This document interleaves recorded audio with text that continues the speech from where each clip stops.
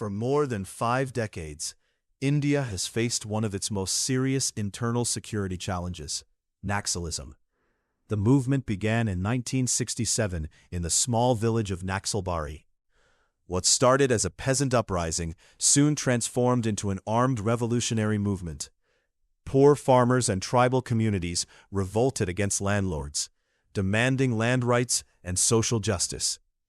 The ideology behind the movement was inspired by the revolutionary ideas of Karl Marx and Mao Zedong.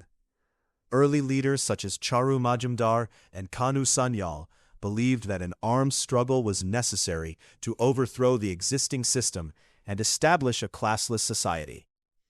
During the late 1960s and early 1970s, the Naxalite movement spread across parts of eastern India. Radical groups mobilized peasants to challenge landlords and state authority. In the 1980s and 1990s, the movement re-emerged and expanded into remote forest regions of central India. Groups such as the People's War Group and the Maoist Communist Center became active in tribal areas. In 2004, these groups merged to form the Communist Party of India, Maoist. This organization became the main force behind Naxalite insurgency. Their influence spread across what came to be known as the Red Corridor, including states like Chhattisgarh, Jharkhand, Odisha, and Bihar. By the early 2000s, Naxalite violence had intensified, with attacks on security forces, infrastructure, and civilians.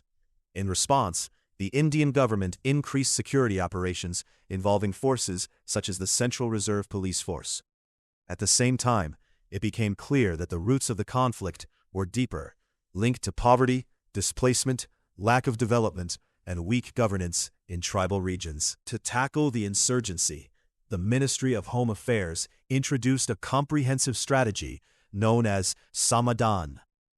In addition, the government has introduced rehabilitation policies encouraging militants to surrender and return to mainstream society.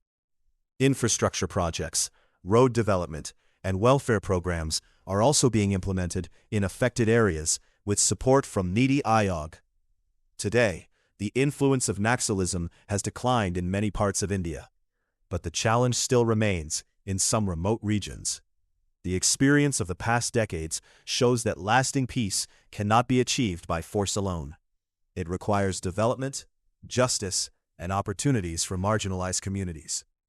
Only by addressing these deeper issues can India move toward a future free from insurgency.